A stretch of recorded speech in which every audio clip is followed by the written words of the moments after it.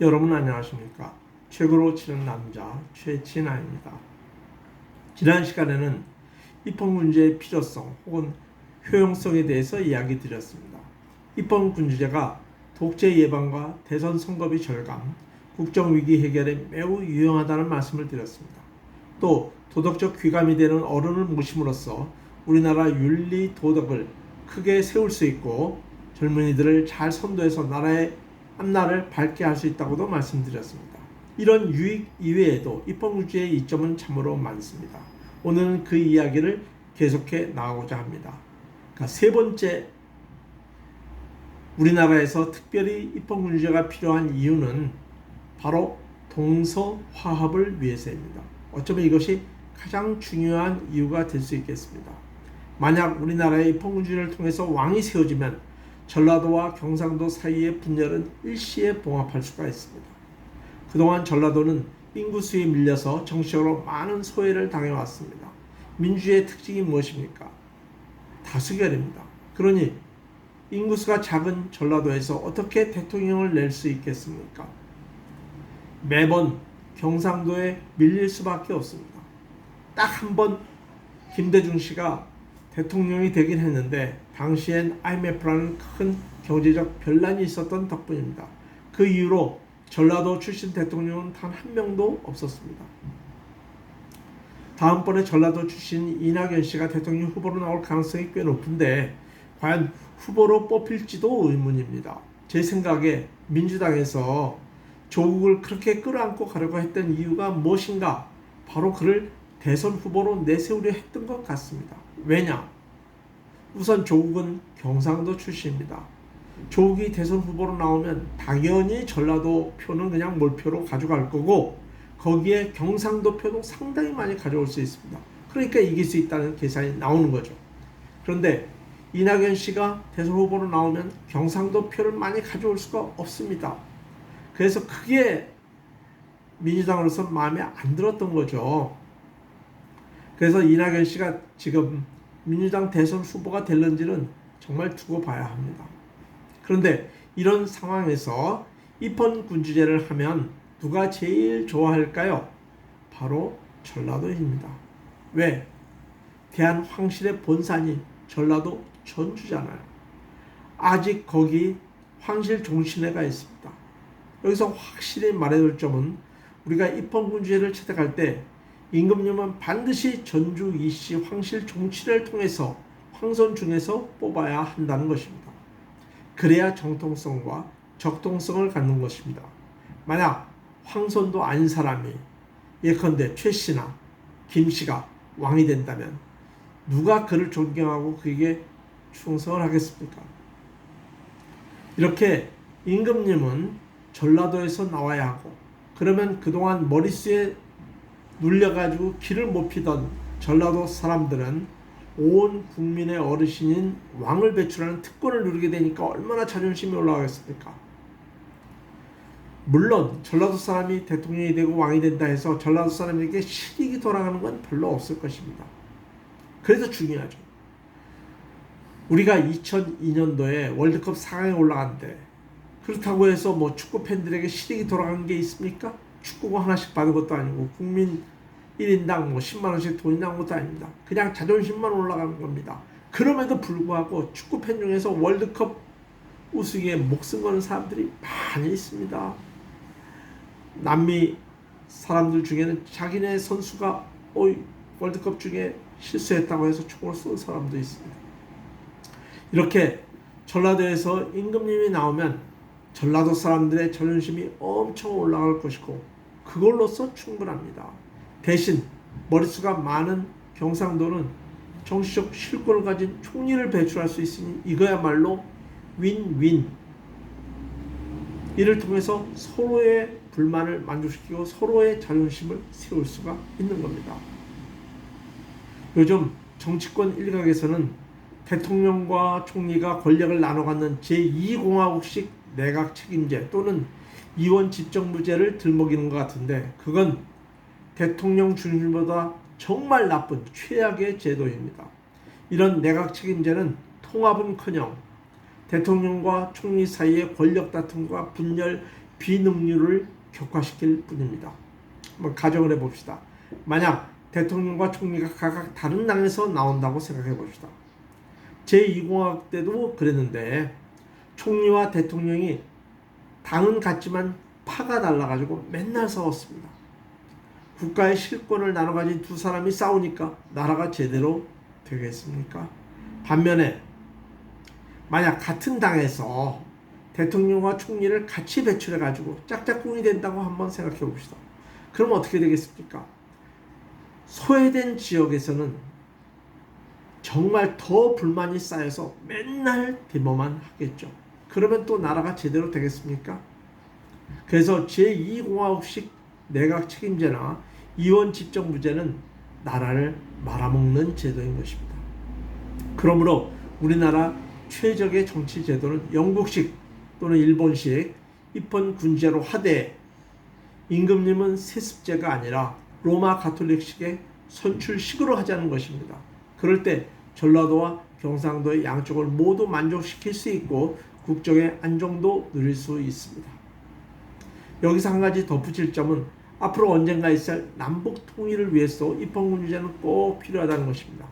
통일이 되면 현재 동서 갈등보다 훨씬 더 심각한 남북 갈등이 생길 것입니다. 남북 통일 상황에서 현재 대통령제가 존속한다고 가정을 해봅시다. 인구수가 남쪽이 훨씬 많으니까 당연히 남쪽에서 대통령이 나오겠죠. 그러면 남북 갈등은 더욱 커질 수밖에 없습니다.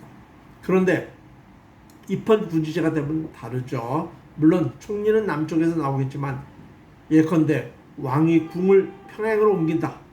그럼으로써 북한 주민들을 위로하고 저들을 교화한다면 얼마나 남북 화합에 도움이 되겠습니까?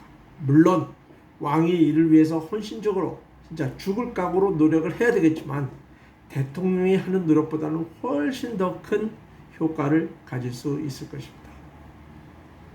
그 다음 네 번째로 우리나라가 입헌군주제를 채택하면 국제사회에서 우리나라의 국격이 놀랍게 상승할 것입니다.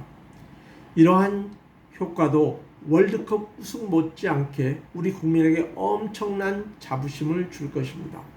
얼마 전에 김정은이 싱가포르에서 트럼프하고 정상회담을 할 때 그놈에 대한 그 경호와 언론 취재가 얼마나 대단했습니까? 솔직히 말해서 김정은이 뭐 대단한 인물입니까? 가난한 나라의 통치자에 불과합니다. 그런 자가 어마어마한 경호를 받으면서 세계 전 언론의 프레시를 받으면서 세상의 그를 하나의 왕으로 취급하기 때문입니다.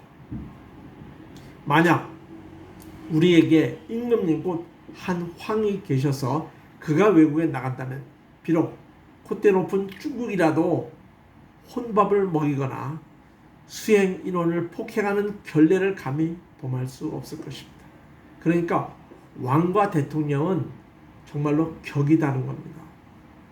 우리에게 임금님, 한 황이 생기면 일본과의 관계를 획기적으로 개선할 수 있습니다.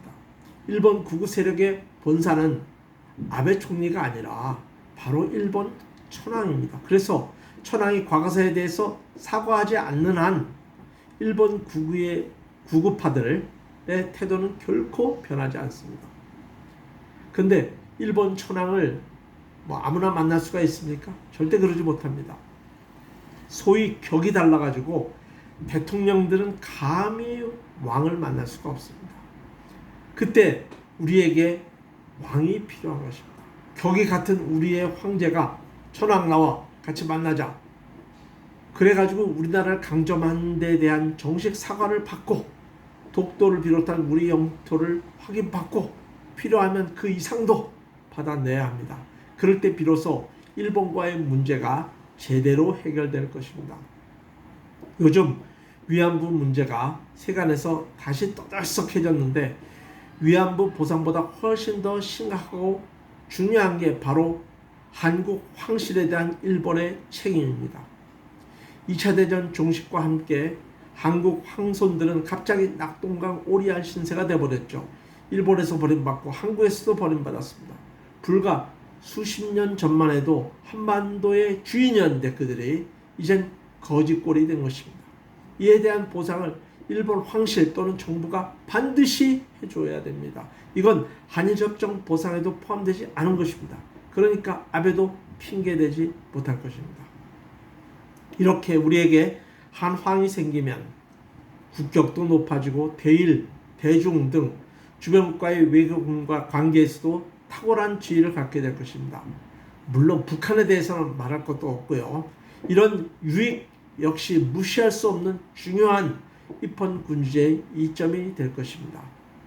이렇게 하여 입헌군주제의 필요성 또는 이점에 대해서 이제 말씀을 마치고자 합니다. 다시 한번 정의하면 우리가 입헌군주제를 하면 첫째, 독재 예방과 대선 선거비를 절감할 수 있습니다. 국정 위기 해결에 매우 유용합니다. 둘째, 도덕적 귀감이 되는 어른을 모심으로써 국민들의 도덕심을 함양시킬 수 있습니다. 셋째, 전라도에서 임금님을 옹립하고 경상도에서 총리를 세움으로써 전라도의 불만을 삭히고 경상도의 또 자존심도 높이면서 윈윈 방식으로 동서화합을 이룰 수 있습니다. 넷째, 나라의 국격을 높여서 국제적으로 한국의 위상을 높이고 일본과 중국에 대한 협상력을 높일 수 있습니다. 이렇게 좋은 입헌군주제를 우리가 외면할 필요가 어디 있겠습니까?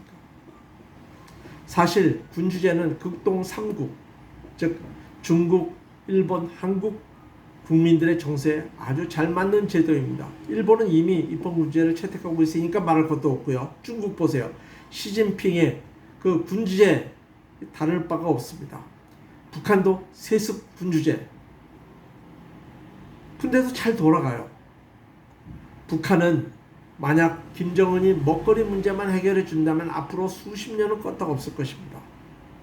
극동 3국의 국민성은 우러러 보고 따를 만한 국가의 기둥을 바라는 그러한 경향이 있습니다. 중국과 북한의 문제는 그게 독재자라는 게 좀 어려운 거죠. 따라서 우리는 비록 자존심이 좀 상할 수는 있지만 일본을 벤치마킹 해가지고 나라를 안정시키고 국론을 통일해서 발전을 지속할 필요가 있는 것입니다. 오늘 이야기는 여기서 마치고요. 다음 시간에는 입헌군주제의 실현 가능성에 대해서 생각해 볼 것입니다. 어떤 이들은 우리나라에 왕이 없어 이제 100년이 넘었는데 어떻게 왕을 다시 세우냐고 반문합니다. 그러나 그렇지 않습니다. 우리에게 더 오랫동안 우리보다 더 오랫동안 왕이 없다가 왕을 세운 나라도 있습니다. 그래서 다음 시간에는 이런 입헌군주제의 실현 가능성과 바람직한 운영 방안에 대해서 이야기를 해보고자 합니다. 감사합니다.